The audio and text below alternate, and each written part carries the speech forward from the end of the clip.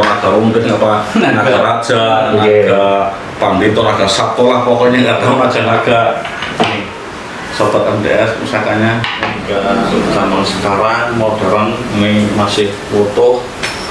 Ini artinya mah sangat kuat ya. Ini besinya itu campuran antara besi baja dan amor itu sangat luar biasa. Ini empunya itu sangat luar biasa. Ini emas semua ini buat.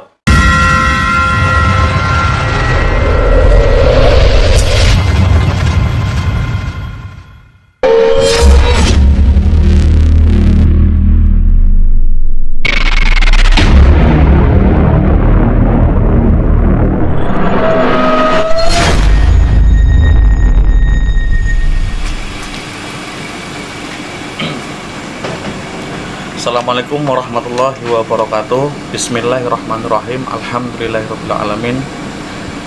Selamat malam semua sobat MTS dimanapun berada. Semoga saya dan sobat MTS selalu dalam lindungan Allah Subhanahu wa Ta'ala.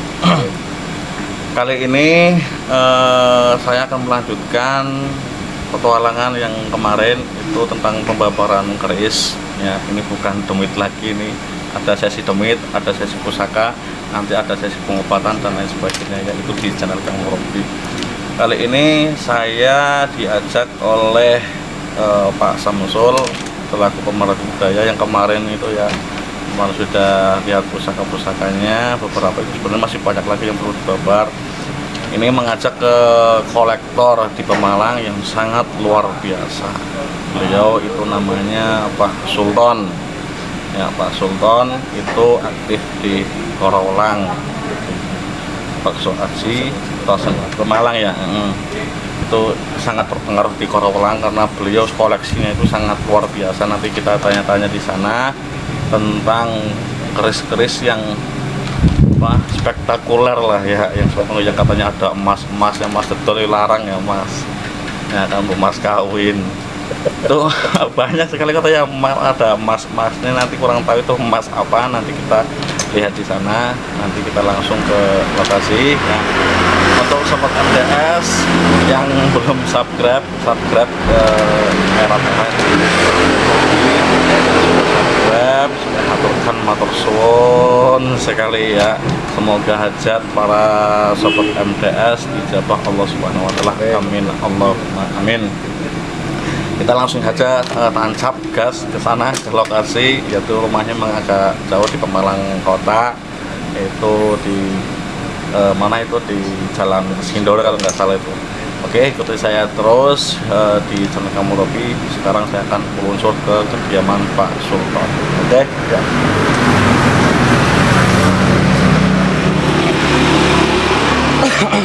ya.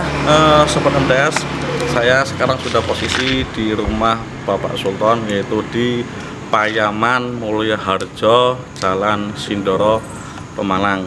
Ini saya sekarang udah sampai ke rumahnya, nggak tahu nanti sudah tidur apa belum ya, karena janjian itu tadi katanya jam 7:30, berhubung waktunya ya sibuk ya, ini baru bisa terrealisasi dengan Mas. Mudah-mudahan belum tidur. Nanti kita masuk ke dalam ke Pak Sultan untuk kita udal-udal atau buat apa, ungkrah-ungkrah pusaka apa saja, katanya sih spektakuler. Ayo ikuti ya. Kita masuk.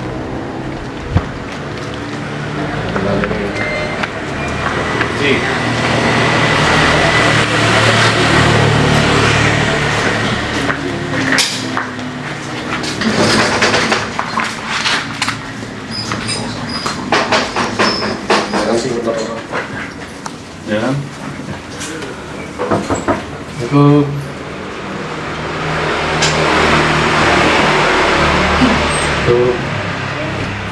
belum tidur. Assalamualaikum. Assalamualaikum. Waalaikumsalam. Pak Ustadz mau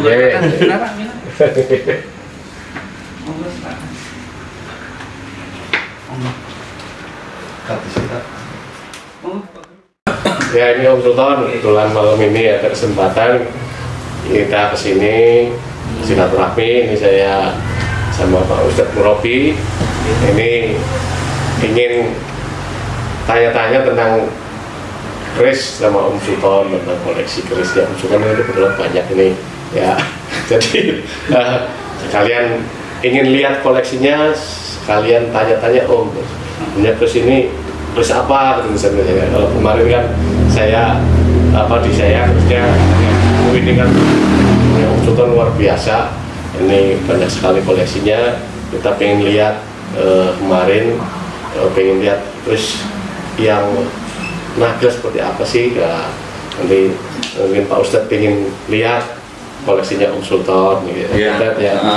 Kebetulan ini teman MDS ya, ini Pak Sultan ya, sang kolektor pusaka sangat luar biasa ini. Nanti kita udah coba lihat pusaka yang ada kuning-kuningnya, apa tahu itu emas apa ya. Itu emas asli apa bukan, atau ciri-ciri emas dan bukan itu bagaimana, mungkin beliau yang lebih paham. Kita tanya, katanya bentuk naga, bentuk singo ya. Iya. Bentuk kucing gak ada kayaknya, kelinci gak ada kayaknya. Itu bentuk naga, singa dan lain-lain. Nanti kita coba lihat. Mohon maaf Pak, ini mengganggu waktu sudah malam nih Pak. Dia jam 7:30 nih karena ini berbentuk kesibukan ya. Ya untuk pengen tahu tentang keris-keris yang ada naganya itu loh, itu kan sering terjadi polemik di warga masyarakat, kayak naga runting makan darah ataupun ada katanya harus makan emas. Itu suatu hal yang benar apa tidak itu Pak, tentang katanya kerisnya makan emas, kalau nggak dikasih emas itu bakal apa namanya itu niku yang punya, atau katanya ada yang minta darah. Makanya kita ada seperti ini bersama Sobat MDS itu untuk mengklarifikasi, kita mencari tahu fakta tentang dunia perkerisan. Gimana Pak, menurut Bapak? Oke, sebenarnya gini Pak Ustadz sama Pak Guru, untuk koleksi keris itu macam-macam lah, macam-macam. Kita dari sisi esoterinya atau esoterinya. Kemudian kalau saya sih koleksi keris itu lebih suka dari seninya. Koleksi-koleksi yang seperti itu malah justru Pak Ustadz yang lebih paham lah, yang bisa nyokot itu lebih paham Pak Ustadz. Kalau masalah emas dan tidak kan itu kalau kita juga ngerti, kalau keris kinata sebagainya itu kan zaman dulu juga emasnya juga nggak ada yang murni kan. Emas pasti diambil dari alam, dikinatakan di situ, dan itu nggak mungkin jadi emas 24 karat juga mungkin. Jadi masih simpang siur itu juga harus dilakukan penelitian lagi Mas. Tapi kalau macam dan jenisnya itu biasanya harus melalui kurator ya Mas ya. Nanti dites kita teskan di lab atau gitu. Kandungannya juga, umur karbonnya juga harus kita tes juga. Tapi kalau hanya sekedar ingin lihat gitu, ngelihat yang berbagai macam jenis keris itu, ya memang budaya kita kayak gitu, jadi banyak sekali macam-macam jenis keris naga, modelnya pun berbeda. Saya rasa nggak harus keris itu tua gitu, karena keris baru pun luar biasa dari unsur seninya. Boleh lihat pusakanya Pak? Boleh, tapi ya kuningnya apa? boleh sudah ya kesempatan di sini mungkin mumpung itu udah semua pokoknya keluarin semua biar terlihat pusaka-pusaka aja punya Om Sultan ya.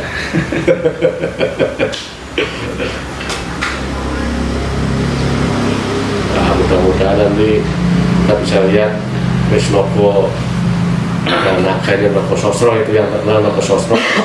Kemudian ada juga naga-naga yang lain sebenarnya banyak sekali ya, dan naga itu banyak sekali. Nanti kita bedah semua tentang naga apa yang ada, naga sosro, naga runting apa, naga raja, naga pandito, naga sabto lah, pokoknya nggak tahu naga-naga. Ini Sobat MDS pusakanya sangat luar biasa sekali. Ini masih dalam hal perawatannya itu sangat terawat sekali. Nanti kita lihat ya dalam itu. Nah ini banyak sekali ya Om ya. Ini saya juga nggak nggak terlalu memahami mas sebetulnya yang dari sisi tangguh dan sebagainya, karena untuk penangguhan itu butuh lebih dari satu orang mas. Tidak bisa saya nangguh sendirian. Tidak bisa. Sangat detail sekali. Tadi melibatkan lab, katanya harus di lab dulu. Ini penangguhan juga Nggak bisa. sangat hati-hati sekali, harus melibatkan beberapa orang. Ini sangat yang namanya ahli keris kayak gini. Iya, boleh dikata saya mempercayai satu orang untuk nangguh, belum tentu dia benar. Iya. Jadi untuk menangguh itu harus Kirmasternya paling tidak 3 orang, 3 sumber ya. 3 sumber menyatakan pendapat yang sama, lalu disetujui, Baru itu. baru kita yakin seperti itu. Jadi memang untuk apa namanya mengetahui tangguh itu memang harus detail sekali ya Om. Betul. Jadi nggak boleh sembarangan tangguh. Katakanlah tangguh Majapahit kita sebut tangguh Pajajaran, Iya. karena mirip-mirip juga sih. Ya kadang kan banyak orang bawa keris, oh, ini Majapahit nih, ini Pajajaran ini. Ya padahal belum tentu ya Om. Belum tentu, karena satu orang dipercaya, mungkin orang yang lebih paham lagi malah meyakini lain tangguhnya. Iya. Jadi paling tidak 3 pendapat yang sama Oke. kita. Karena memungkinkan ya Om, mungkin menurut pendapat si A ini tangguh ini, si B mungkin tangguh ini, bisa jadi ya Om. Sangat bisa terjadi itu Pak Guru. Jadi tangguh itu juga nggak bisa dilakukan dengan hanya melihat ciri-cirinya, karena zaman dulu empu juga banyak. Iya. Empu juga banyak. Jadi ada yang seninya senangnya membuat seperti meniru gaya empu siapa satunya. Iya. Itu juga banyak. Ya belum, berarti belum tentu cirinya sama tapi buatanku yang sama. Betul maksud saya. Bisa jadi buku setelahnya yang Bisa meniru. jadi puterannya, bisa jadi. Oke. Ya. Untuk keris naganya kayak seperti apa? Biar sahabat MTS itu mungkin nggak sabar melihat dalam-dalamnya itu ya apa saja nanti diperlihatkan oleh pakarnya. Keris naga ya. Ini Ada ularnya berarti ya? Oh ada. Oh. Ada ularnya tapi nggak usah gigit. Ular. Ini salah satu keris koleksi saya yang ya cukup tua, menurut saya cukup tua. Saya Perkiraan sudah zaman apa itu Pak? yang tadi saya ungkapkan ke panjenengan bahwa banyak teman kita yang bilang ini era Majapahit. Tapi kalau teman yang satunya bersihnya bukan bersih Majapahit.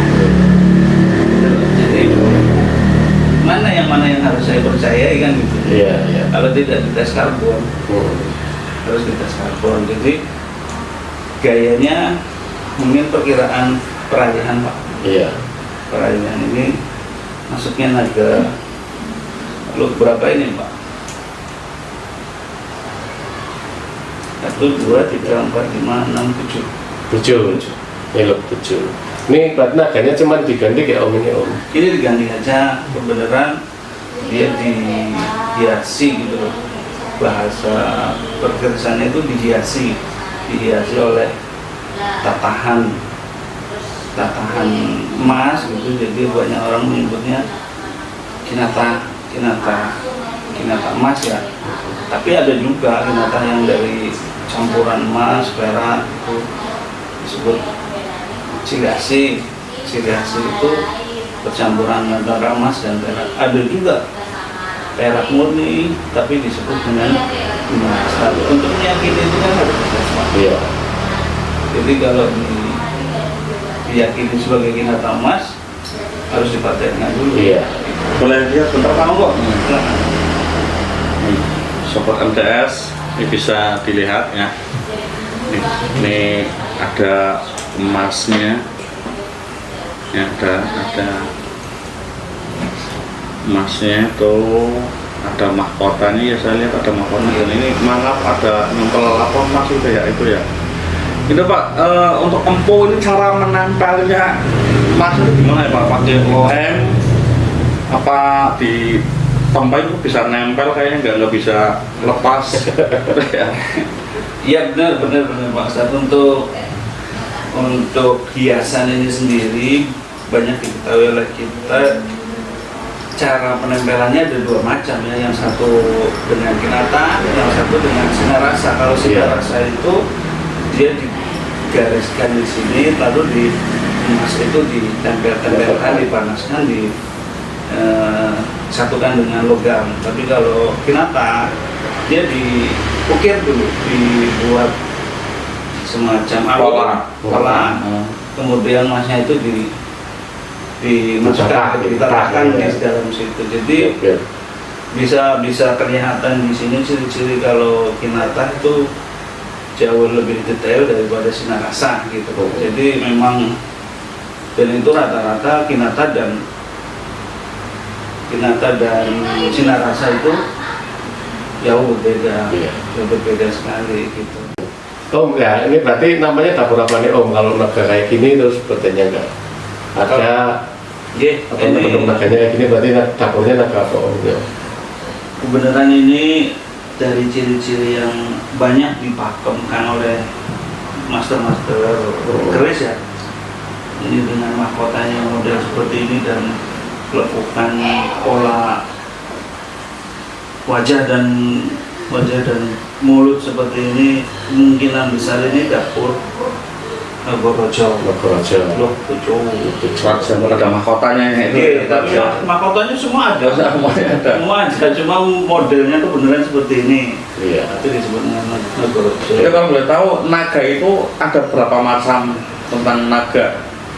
Kalau berapa macamnya banyak Pak Ustadz. Salah satunya Nagaraja, ada Nagosasra, ada yang orang menyebutnya Nagobondo, ada yang menyebutnya Nagarunti, dan Nagosiloman itu juga ada. Itu macam-macam jenisnya, itu bentuknya juga berbeda ya. Bentuknya yang berbeda. Seperti halnya Nagasiloman itu persis seperti ini, tapi badannya hanya sampai dengan sorsoran, tidak sampai ke atas. Pangkal. Sobat MTS, ternyata bentuk naga itu banyak sekali.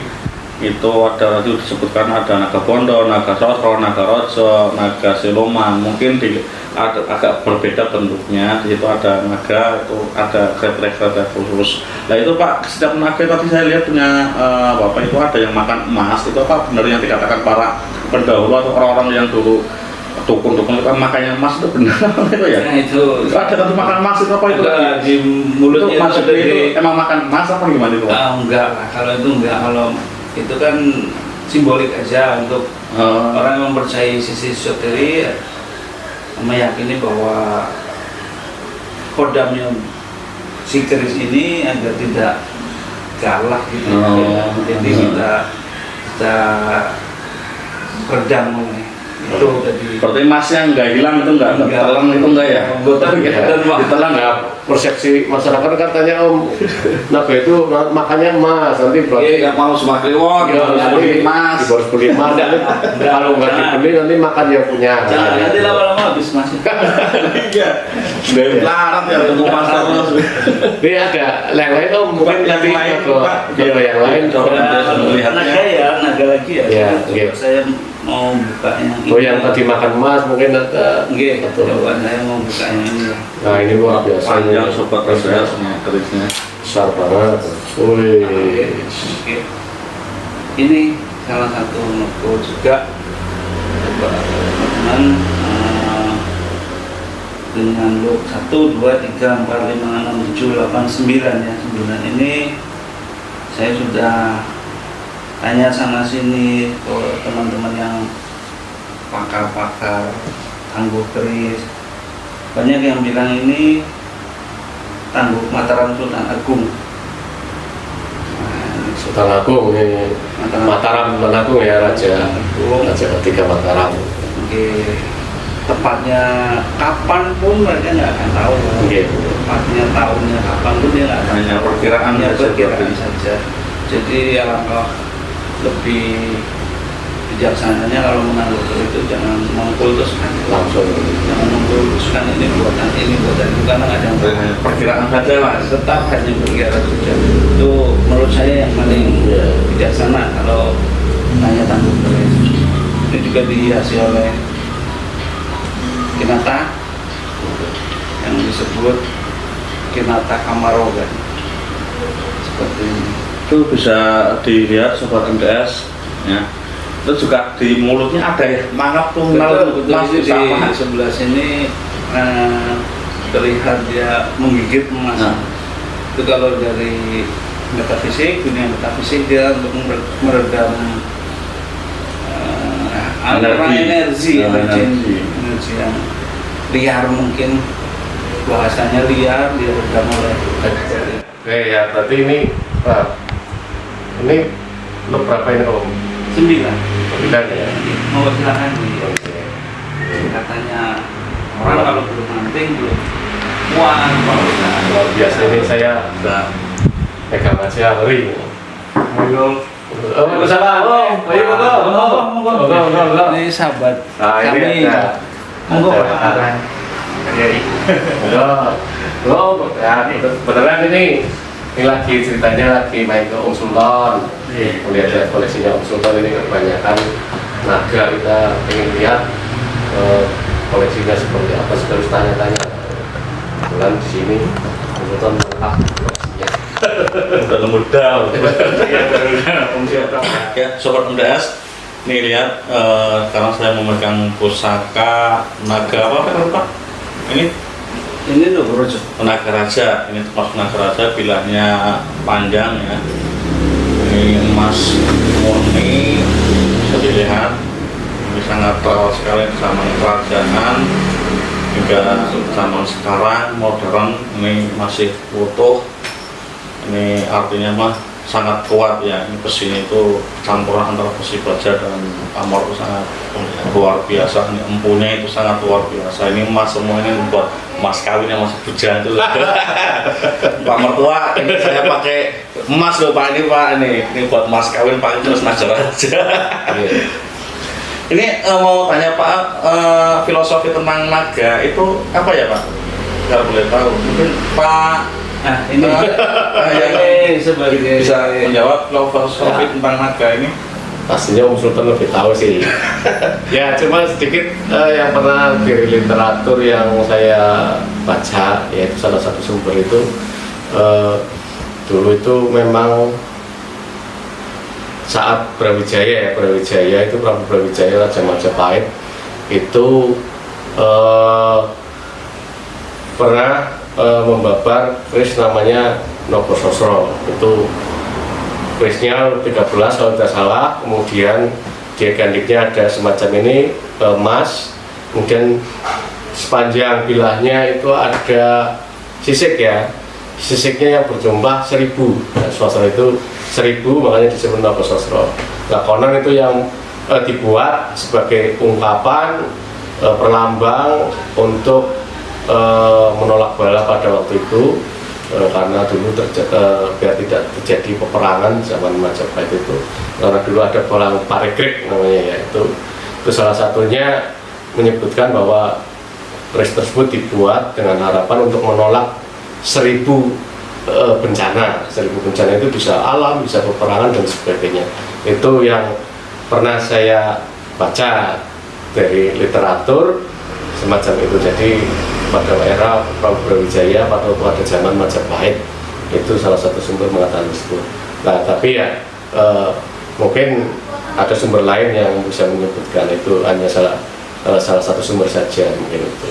Atau mungkin Om Bayu ini lebih tahu, ini juga kolektor, agak kolektor keris. Kolektor semua Pak Sobat nih. Pak Ustadz, kalau saya boleh tanya, Iya. Pak Ustadz kan udah semua udah tahu lah, udah tahu semua siapa Pak Ustadz itu. Antara metafisik dengan logam seperti apa? Kalau saya boleh tahu, apakah betul kalau benda bersangka seperti ini memang betul ada energinya? Kalau sepengalaman saya pribadi itu nggak semuanya logam seperti ini berenergi. ada istilahnya ada yang kadang berenergi, ada yang memang kosong, istilahnya tidak berenergi. Jadi nggak semuanya itu barang itu berenergi. Biasanya yang berenergi itu memang pembuatannya itu yang jelas tidak asal-asalan ataupun disertai dengan riyadhah, itu akan memunculkan suatu energi. Makanya kalau pemahaman saya itu keris itu tidak berkhodam ya. Khodam gue bisa memengaruhi harinya apa khodam gue nenek-nenek ayo kalau sepengalaman hal lulusan tentang koordinasi itu saya sifatnya itu lebih cocok cenderung ke suatu energi suatu energi doa yang tertanam di sebuah bilah keris yang berbarengan dengan penempaan. Itu kalau pemahaman saya. Jadi keris emang dibuat dengan tujuan baik. Di situ ada kemanfaatan dari sang empu, itu tidak ada jin loh, tidak ada unsur jin, tidak ada unsur apa namanya yang katakan sekarang sering diperdebatkan syirik ataupun enggak, itu tergantung kita bagaimana menyikapi suatu benda. Itu memang kadang yang suatu berenergi itu ada ciri-ciri khusus, biasanya itu memang kalau dilihat secara biasanya itu yang suka lelaku itu paham tentang energi, karena energi dirasa itu di alam bawah sadar, itu bisa dirasakan ketika kita membuka, itu ada getaran-getaran yang mungkin susah digambarkan ya, susah dikatakan dengan kata-kata. Betul. Berarti kalau keris itu tidak mesti ada energinya ya Pak? Enggak semuanya. Tidak semuanya. Enggak semuanya. Tapi ketika Pak Ustadz menjumpai keris yang seperti itu, langsung saat itu juga bisa mengerti ada. Insya Allah ya, insya Allah langsung bisa untuk bisa tidak perlu harus diritualkan gitu. Tidak. Kalau energi bisa dirasakan secara langsung. Untuk detailnya mungkin itu butuh jeda waktu lah sedikit untuk merasakan, itu tidak harus butuh lama gitu, karena energi kan terpancar. Kalau misalnya maaf ini saya buka misal ini sobat MDS ya, bila mana mata kita tajam, kadang kita akan melihat keris ini misal ya, ini ada pancaran warna biru itu menyelimuti warna biru ini, tahu kamera bisa melihatnya ya. Itu akan terlihat warna pancaran aura energi bahwa melambangkan pusaka ini mengandung unsur suatu energi yang mungkin masuknya dalam hal esoteri itu ya, esoteri. Kalau saya tentang esoteri mungkin nggak begitu paham tentang esoteri. Saya melihat ada suatu pancaran warna biru, ini tanda pusaka ini mengandung suatu energi. Itu misalnya bisa dilihat hal seperti itu, ataupun getaran dengan ilmu rasa. Ilmu rasa kita akan merasakan suatu energi yang terpancar dari bilah pusaka ini. Oh, ayo kan sahabat kita yang ini diem aja tapi hubungan ada koleksinya ini barangkali sekali maksud. Ini biasanya Mas Boy sukanya ini nih. Singa bareng ini. yang singa biasanya sukanya yang singa om. Galak-galak. Galak berarti.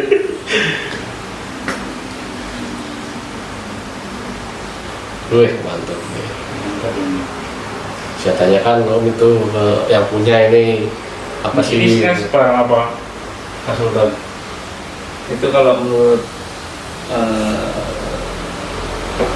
teman-teman yang menggeluti dunia keris itu banyak yang menyebutkan tahunnya di era Senopaten. Asli. Pasien pamornya Posuta. Iya. Untuk Pak Sultan, untuk cara perawatannya gimana Pak? Itu biar sobat MDS tahu cara perawatannya benar seperti ini, cara perawatannya yang salah seperti ini. Kan ada yang sering yang ditampakkan di film-film ataupun di karena film lah, kadang ada sesaji ataupun kelapa, ada pisang, ada telur, ada kopi, itu gimana itu? Kalau Pak Sultan sendiri itu dalam menyikapi tentang perkerasan itu bagaimana Pak? Benar sesuai dengan kemarin saya lihat uploadannya Pak Ustadz sama dengan Pak Guru lah, itu simple aja. Kita lihat dari kondisi, kalau kondisi keris itu kan harus betul-betul tidak ada unsur garamnya, asamnya gitu ya. Jadi paling hanya diolesi minyak saja, minyak yang pH-nya juga bagus gitu, tidak mengandung garam. Jadi setelah itu tergantung warangkanya. Warangka itu jangan sampai nempel kepada bilah. Kalau warangka menempel kepada bilah, biasanya sempat berkarat di antara lekatan itu, pasti berkarat. Makanya kadang ketika saya menyimpannya cukup lama, tidak sempat untuk memberi minyak, saya kasih plastik, Mas. Oh iya, waktu kemarin lihat di Betul, Pak Guru. sama saya kayak mau buat dagang plastik semua. Nah, itu seperti apa ya? Itu untuk menghindari karung berarti ya. Sarungnya sebelum bertemu dengan kayu dan bilah itu. Ya, Bayu barangkali beda perawatannya. Sama satu guru ini. Nggak ada yang khusus ya. Nggak Nggak ada yang khusus, soalnya minyak gitu aja. Biar nggak karat gitu ya, Mas. Gitu. Terus sobat MTS, ini beberapa koleksi dari Pokemon. Nah, jangan kaget kalau melihat arah ke sana dulu. Nggak lihat kan? Tuh, nanti akan melihat ya, tuh banyak sekali. Tuh mungkin apa, keris-keris ya, nanti kenapa itu emas itu untuk membedakan emas asli dan itu kuningan, itu seperti apa? Kadang ada yang kuningan. Ya, Banyak kalau kuningan relatif dia berubah warnanya, berubah agak ke hijau-hijauan. Itu apalagi kalau dia itu ada oksidasi dengan udara, pasti dia agak berubah warna. Tapi kalau emas tetap seperti itu. Tapi yang akurat sebenarnya bukan itu, Pak Ustadz. Yang akurat tetap harus dites oleh Laboratorium. laboratorium. kalau lihat sekilas Om, kalau sekilas itu kuningnya berbeda ya antara kuning Berbeda sekali. Emas sama- Tapi kalau dari zaman now sekarang ini, emas itu bisa dibuat juga warnanya Pak Ustadz, Pak Guru. Bisa mirip sekali dengan emas asli. Jadi saya nggak bisa langsung menyatakan itu emas. Ada emasnya, tapi kandungannya sangat sedikit. Ada seperti itu rata-rata semua itu. Dan sekali lagi banyaklah pengrajin emas yang bisa menciptakan warna persis dengan aslinya. Jadi yang paling akurat harus di tes emas, kadar emasnya. Ini kalau kita melihat satu koleksi Mas Sultan ini kan ada singa ya. ya. Filosofi singa itu apa, Dan? Coba Monggo. ya, MTS ini ada keris namanya singo, atau dia disebut singo barong. Nah, untuk yang pertama pembuatnya itu filosofi apa, tujuan apa, itu yang pastinya kalau dilihat dari pancaran aura, ini aura yang saya lihat ini untuk kewibawaan ya. Jadi gini, para empu itu sudah menggambarkan sesuatu yang sebagai simbolik apa yang memunculkan aura wibawa. Salah satunya itu bentuk singa, itu disebut apa namanya, Takuti semua. ya singa ditakuti, nanti wibawa. Jadi nggak mungkin empu ini buat kewibawaan saya ambil kucing misalkan, kucing ataupun Ayam, kodok, ayam. gambar ataupun gambar bebek misalkan, Kepala diguyur. ya dari bawahnya. Jadi persepsi saya itu empu itu sudah memikirkan istilahnya, karena harus ada keseimbangan antara esoterik dan esoterik. Esoteriknya untuk kewibawaan, jadi esoteriknya dimunculkan itu seperti hal yang wibawa itu seperti ini, singo parong, ya, singo ataupun naga itu filosofi yang diambil dari singo itu masuk ke dalam hal untuk kewibawaan. Berarti intinya si empu itu membuat ini ya doa ya, suatu Iya, doa. satu doa dari empu, mungkin istilah Hartanto yang berwibawa itu disimbolkan dengan perwujudan Wujudan singa Singa. atau naga gitu ya. Ini. terus apanya banyak bagus-bagus sekali sobat MTS. Kalau bisa sobat MTS yang mungkin penasaran tapi susah, orangnya susah ditemuin, super sibuk. Ini janjiannya aja ya sudah 2 bulan yang lalu janjian, ini nggak ketemu. Nah, tapi kalau sobat MTS pengen ketemu silakan di Payaman ya, Payaman, tapi sibuk sekali, agak susah kali kayaknya untuk menemuinya karena memang orangnya super sibuk sekali. Ini janji udah 2 bulan baru terrealisasi. Ini jamnya bermulur dari jam setengah 8 ya, mulur sampai jam setengah 11 tadi apa ya? Ya. Ini ini sangat banyak sekali.